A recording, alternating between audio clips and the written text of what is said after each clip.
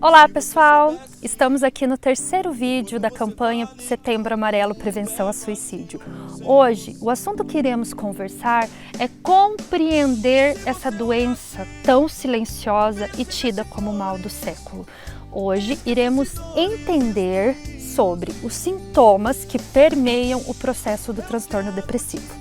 Eu me chamo Camila Campos Claviço, sou psicóloga clínica e organizacional, atuo na Clínica Iluminar e Desenvolvimento Humano e estarei aqui nesse vídeo trazendo conteúdos para que você possa nos ajudar nessa campanha Setembro Amarelo. O seu apoio é muito importante, afinal, o seu apoio pode salvar uma vida. Então, você já teve alguém que passou ou foi acometido pelo processo de depressão e teve impactos na sua vida? Você conhece alguém que teve uma queda de produtividade, uma anedonia, uma tristeza, acabou por se isolar e muitas vezes você não compreendeu o que estava acontecendo? Hoje é importante que a gente possa falar sobre o mal do século, a doença invisível e que por não ver ela, às vezes não conseguimos reconhecer os seus sintomas e não buscamos ajuda. Eu gosto muito de usar a metáfora, pessoal, em set terapêutico, de que nós jamais pediríamos para uma pessoa que está com a perna quebrada e engessada correr ou andar de forma muito rápida. Nós iríamos respeitar. E o meu desejo hoje para esse vídeo é que a gente entenda de uma forma muito simples, muito objetiva, o que é o transtorno depressivo, para que a gente possa validar essa doença com as pessoas que estão ao nosso redor, porque você sabia que 3 a cada 10 pessoas são acometidas pelo transtorno depressivo? Infelizmente, a depressão acomete cerca de 7% da população. São índices alarmantes, são índices altos. E por que falar da depressão específica? Porque ela chega de uma forma leve, depois ela vai ganhando um espaço por não darmos validação, por não buscarmos ajuda e tem como sintoma, quando está num estado grave, a ideação suicida, que é sim o grande alvo de conscientização para essa campanha.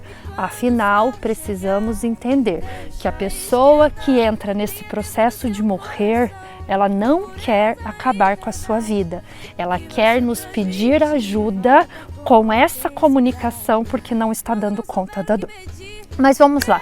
A depressão é um transtorno de alteração de humor e ela pode ter associação de origem de 4 principais fatores, sendo ele a genética. Então é possível que a pessoa tenha sim uma predisposição genética para desencadear o transtorno, e a literatura nos traz que quando os pais teve um histórico de algum transtorno, é possível que a gente tenha 30% de probabilidade, mas quando isso se repete na 3ª geração, que são os pais e os avós, há uma probabilidade maior de ter esse processo de desencadear. Camila, e o que eu faço com essa informação que me assusta? A gente vai ver que tem fatores protetivos para a depressão, que é com certeza o nosso último vídeo dessa série. É importante que você acompanhe para entender o que fazer para cuidar de si, cuidar das pessoas especiais e cuidar de quem você ama. Além do fator genético, nós temos também fatores de eventos estressores, então lutos, mudanças, situações de difícil adaptação, dificuldades de resiliência com relação à mudança de trabalho, a desemprego, pandemia, o próprio processo do adoecimento pelo corona. Tem estudos que traz uma inflamação no processo neurológico que pode trazer os 2 principais transtornos, sendo ele a depressão e a ansiedade. E é importante a gente entender que a literatura nos traz que a pessoa pode entrar nesse processo de depressão pelo medo, pela sensação do isolamento, pela possibilidade de pensar na finitude. Existem N fatores que podem desencadear. A depressão ela é tida como multifatorial, não é somente um evento que causa. Pessoal, desconfie se um profissional te disser que somente uma coisa desencadeou a depressão. Não é assim. São as somas de diversos eventos que podem desencadear um transtorno depressivo. E ainda, e me escutem, é muito importante entender que estar triste, estar deprimido, não é estar em um transtorno depressivo, tá? A tristeza, ela é uma emoção, um sentimento totalmente necessário e natural do nosso processo de viver. Existem momentos em que nós devemos dar validação para o processo de tristeza para que a gente consiga elaborar e superar. É o processo de ressignificar. Estar triste faz parte do processo efêmero do que é viver. Viver é um sertão que se alteia e se abaixa. No entanto, estar deprimido é quando um aspecto de sintomas, que eles são os sintomas que trazem o humor, a alteração psicológica, a alteração física e a alteração de relacionamentos e interações sociais, eles são acometidos por um período de tempo, cerca de 2 a 3 semanas. E aí é necessário ir buscar ajuda para que este profissional te diagnostique. Jamais compre rótulos de que eu estou triste, eu estou deprimido. Não, eu estou triste é porque eu estou vivo. Que bom! Então, elabore o fato de estar triste e aprenda com esse momento da tua vida. Estar deprimido é uma doença e precisa de tratamento. Tudo bem? Pessoal, continuando, para que a gente possa entender quais são os outros fatores que podem desencadear o transtorno depressivo, então são o uso recorrente de alterações e substâncias tóxicas, que aí a gente tem a predisposição para pessoas que usam entorpecentes, drogas, substâncias ilícitas e que podem trazer uma impulsividade e acaba por trazer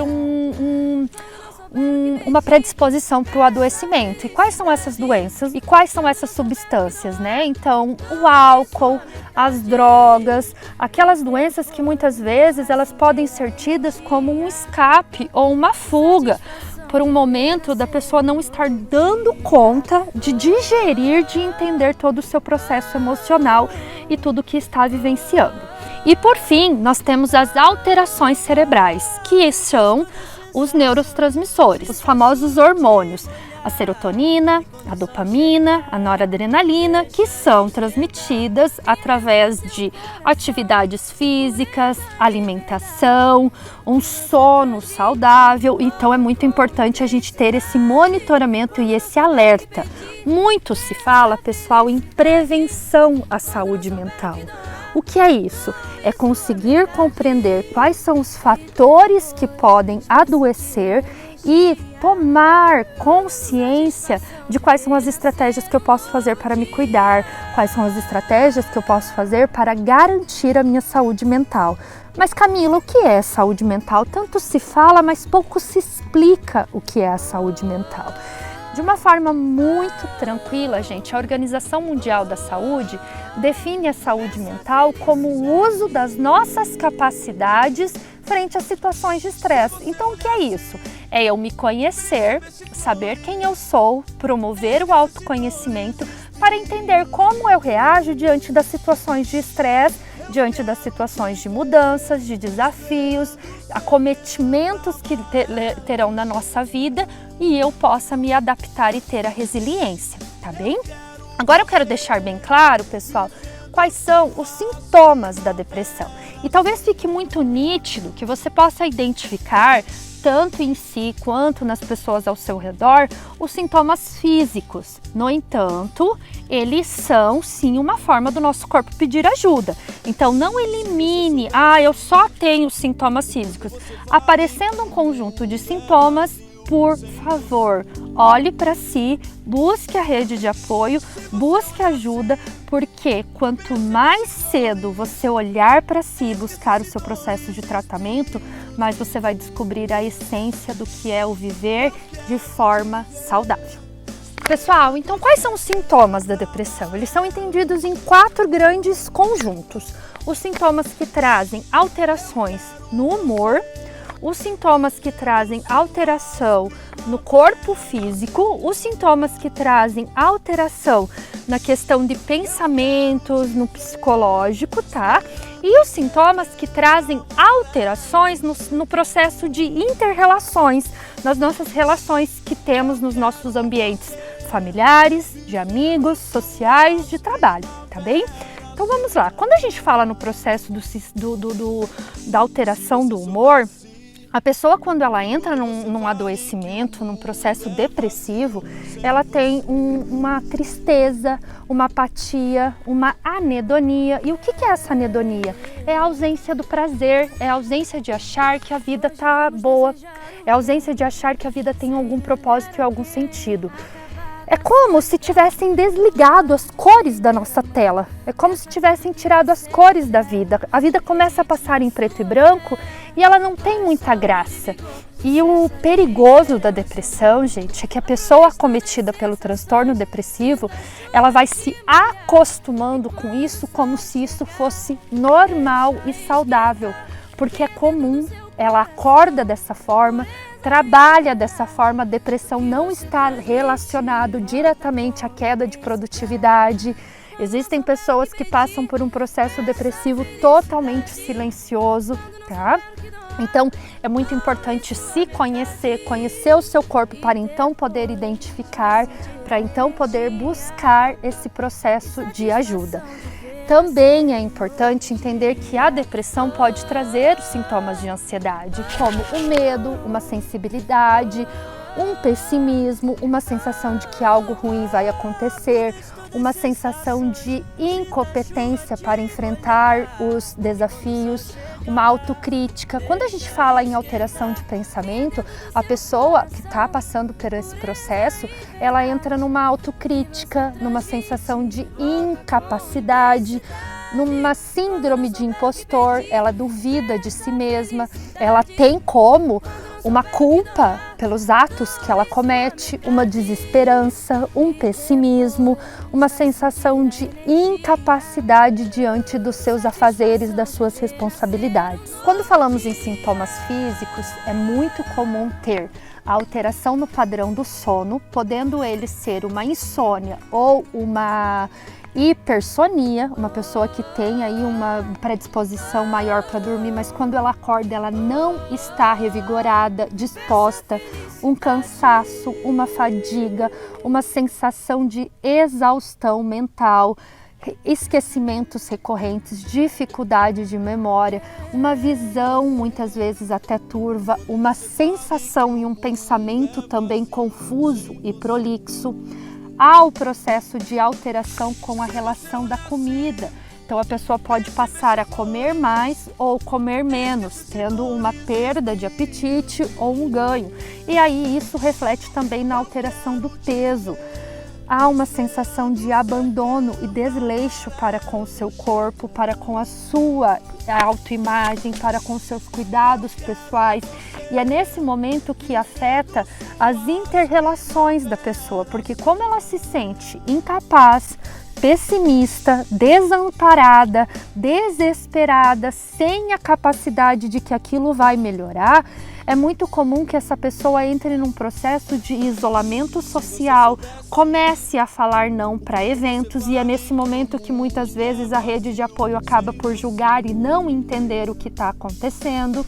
Se nós formos ver através da mídia, de retratos e de relatos sociais, existe um youtuber, o Whindersson Nunes, me perdoe se eu não falar o nome dele de forma correta, pessoal, que quando ele trouxe essa retração social, esse isolamento, essa vontade de sumir, de não querer estar com as pessoas e fazendo atividades que outrora gerava prazer e agora não, foi quando ele foi julgado.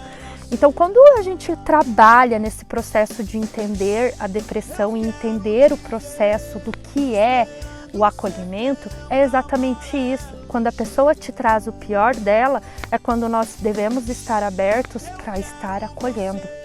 Julgar não retrata compaixão. Julgar não traz empatia. E é fácil não julgar? Não, porque o depressivo, gente, ele é tido como a pessoa que não está fazendo por ela, é falta de Deus, é falta de ocupação social, ela não é produtiva, ela não faz por merecer, ela não faz por ela, e assim vai, palavras até mais ofensivas, tá? Quando nós falamos em validar a doença, é entender que sim, é uma doença. Ninguém fica falando que uma pessoa não é produtiva porque ela tem uma enfermidade como câncer. Ninguém pede para uma pessoa com a perna quebrada correr. Ninguém pede para uma pessoa que às vezes tem uma doença autoimune ser submetida a processos e riscos. Então, por que não entender o que é a doença silenciosa e invisível? Se abra para acolher, se abra para prestar ajuda. Ouvir não é dar receita, agir com empatia não é falar o que a pessoa tem que fazer, não é dar uma régua para ela, é acolher e fazer uma pergunta tão simples, pessoal, como eu posso te ajudar? O que você sente que vai dar sentido à sua vida? O que você sente que vai dar um processo de ajuda, de acolhimento nesse momento de dor?